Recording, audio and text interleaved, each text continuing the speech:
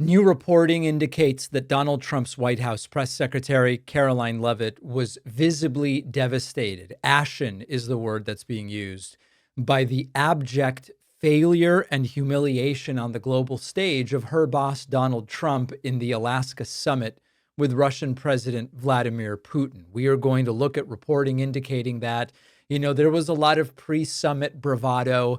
This is going to be Trump's biggest victory, and we've got full confidence, and it's all just going to go so well. Leavitt even said anybody criticizing this is pathetic. Trump knows what he's doing. There's no better person than Trump. And Trump rolled out the red carpet for Vladimir Putin. 3 hours of talks with no deal. Fine. No concessions. No path even to Putin doing anything. Worse optics than the Kim Jong-un summit, where, as I said earlier, at least Kim Jong-un gave Trump some sort of red meat fake concessions where he was like, we'll denuclearize this and we might do that. Didn't do any of it, but Trump fell for it. But at least Trump had something he could list. Nothing from the Putin summit. Widespread reaction. Here's Peter Alexander talking about what he saw himself, the faces on people's, the expressions on people's faces.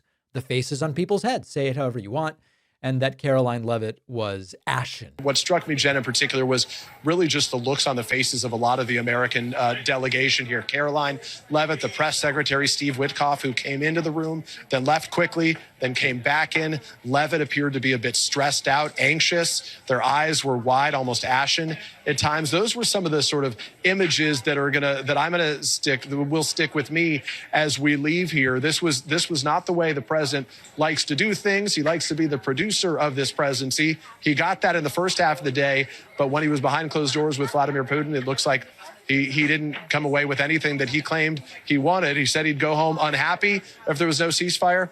They didn't declare one here today. Yeah, not only that, they didn't even get we shouldn't overstate the degree to which this was a complete and utter flop. I mean, not a single concession from Putin. So, of course, a lot of MAGAs immediately saying, oh, the reporting is false. Nobody looked concerned. Peter Alexander saw this.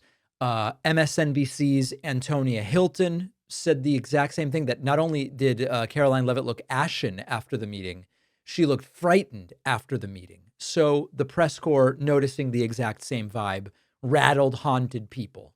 Normally, after something like this, staffers will start calling various media outlets to push a narrative. Here's everything we accomplished. Here's the concessions Putin made. There was none of that. Silence. There was not even an attempt made to spin this because there was nothing to spin. I'm going to give you an example from the Democratic side. This is not a partisan analysis. After the June 27th debate in 2024 with Donald Trump and Joe Biden, we all know Biden's performance was not just bad. It was one of the worst presidential debate performances in American history. There's no other way to say it. I immediately after said Biden will have to drop out. After that, the spin room, and this has been widely reported now, the spin room was totally devoid of people supporting Joe Biden and explaining how the thing was great. They didn't know what to say. They didn't even know, what can we spin? It was such a disaster. Now, eventually, very late arriving, some Biden surrogates showed up, and the narrative they came up with was slow start, finish strong, Trump lied. But the point is, we often see when it's so bad there's nothing to spin, no one tries to spin it. And that's what happened. Trump staffers didn't even have, what do we even say about that abortive disaster? So the collapse, the trajectory of the collapse was Trump knows what he's doing, full confidence. How dare you question him before the summit?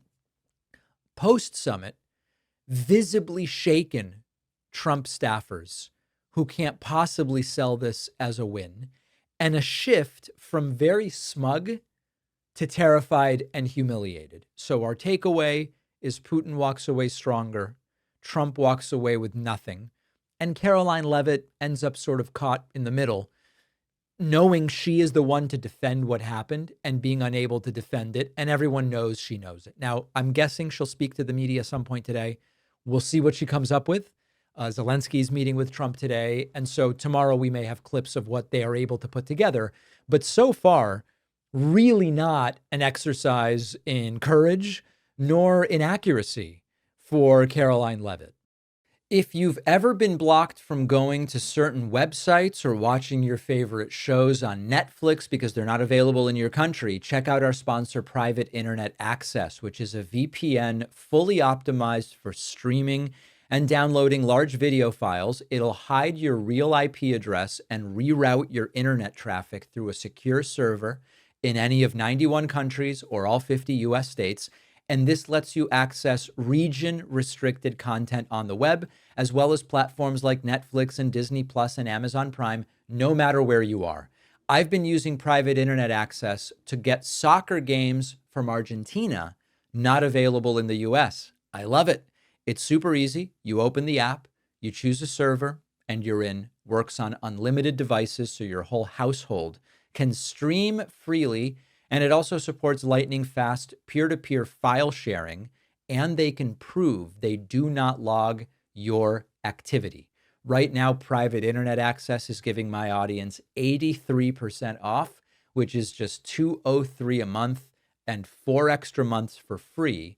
Go to piavpn.com/Pakman. The link is in the description.